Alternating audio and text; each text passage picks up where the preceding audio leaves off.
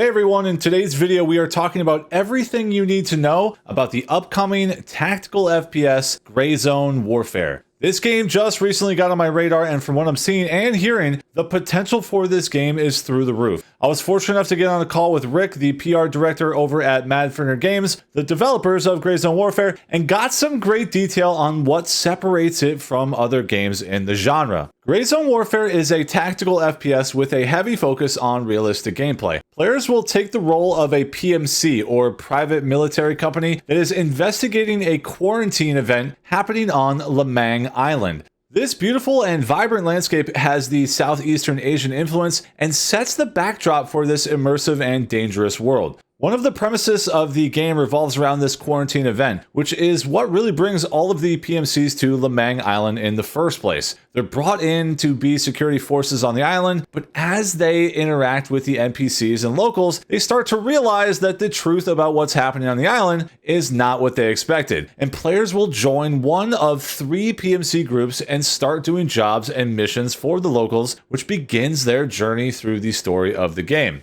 Gray Zone Warfare is a PvEvP game, which means that not only will players be fighting challenging AI enemies, but also other players from different PMC groups on the island. There is a very specific emphasis on the PvE coming before the PvP in the description, because there can be up to 1,000 AI on this sprawling 42 square kilometers map. But it's not just about the sheer volume of AI. When players from different PMC companies make contact with each other, they are presented with decisions. Should we engage, or should we remain stealthy? Should we go weapons hot, or maybe try and team up with them and take on some of the more difficult challenges on the island? As of now, there are around 150 missions in the game, and none of them require players to kill each other. That means players won't strictly be motivated to PvP with every single encounter. Yes, players' gear and loot are going to represent a very substantial value, but you have to weigh the balance of risk versus reward, not only in whether you decide to engage other PMC groups, but also potentially losing them as allies for more challenging missions.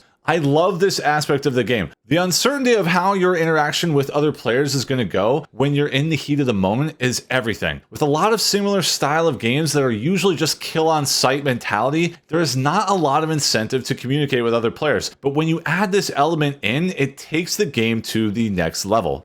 Another interesting fact about Gray Zone Warfare is it's not really an extraction shooter, even though there is an element of that to the game. Lemang Island is actually an open and persistent world that players can explore, and not an instance-based experience where players load into a level and have a very specific amount of time until they have to leave. With this persistent world, the servers will stay up for huge amounts of time, allowing players to join and leave when they wish. As mentioned previously, there are 3 PMC groups, and each will have their own bases on this island, which marks a player's starting point or home base where they can begin and end their journeys. Grab your missions, assemble your team, and head into the jungle and try to survive. When you're ready to evac, there are little bird helicopters that can fly you back to your base, which can actually take a few minutes of flight time depending on how deep into the island you went. I just find this so very cool with regards to the persistent world, knowing that everything you see and do is all happening together in real time. In fact, in the final build of this game, players will actually have the ability to alter the world based on their actions and decisions on the server.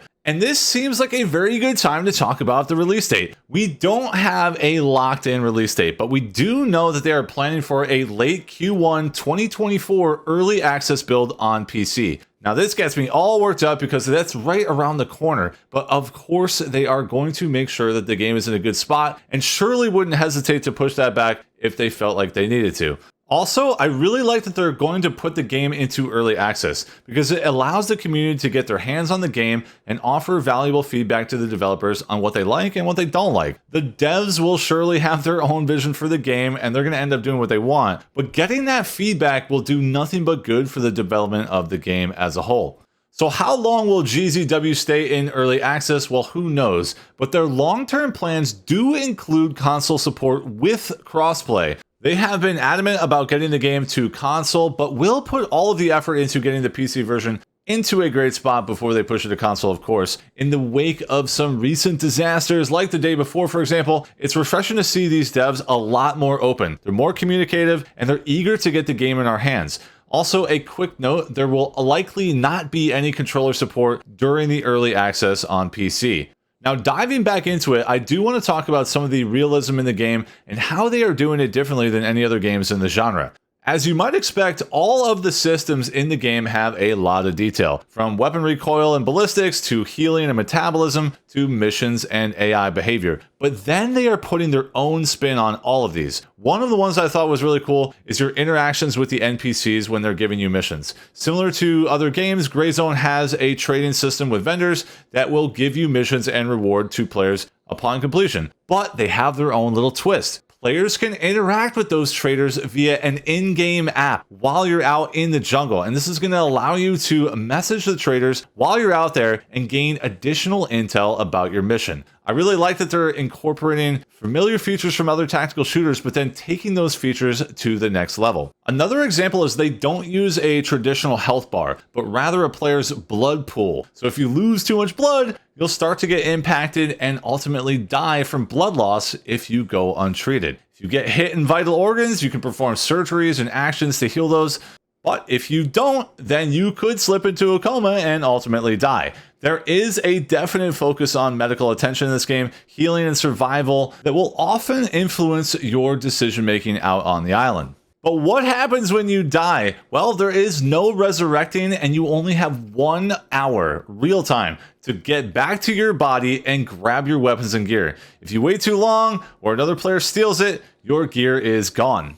Pretty interesting twist here for sure. I think there's going to be a lot of incentive for squad mates to set up a perimeter if someone dies on their team to kind of protect that gear and make sure that it doesn't fall into the wrong hands. Now, when you're dealing with large amounts of AI in a fight, their behaviors really matter. In other games similar to Grayzone Warfare, there are these moments when you kill an AI and then an army of AI continuously push your position without a care in the world. The idea of AI closing in and aggroing you as they hear danger makes sense, of course. But when one of them dies and then they just keep on coming over and over and over again, it's just silly. In Grayzone Warfare, the AI will react to the combat more realistically. If they get angry, they're gonna get more aggressive. But if they get scared, they will flee. So hopefully, if I kill 10 hostiles pushing me, that the remainder will think twice about pushing my position. Instead of what we have right now in most shooters, which is this endless wave of AI until they're all dead.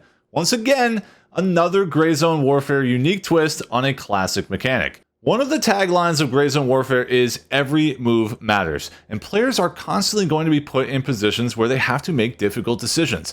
Every situation is going to present unique circumstances that force you to balance risk versus reward, which should offer a consistent level of heightened intensity and excitement. I'm really looking forward to getting my hands on this game and intend on providing full coverage of Grayzone Warfare with live streams and guides all here on YouTube. Also, I fully expect to get more details to drop in the next couple of days, so if you're planning on diving into this game and you don't want to miss an update, make sure to drop a sub and I'll catch you in the next GZW video.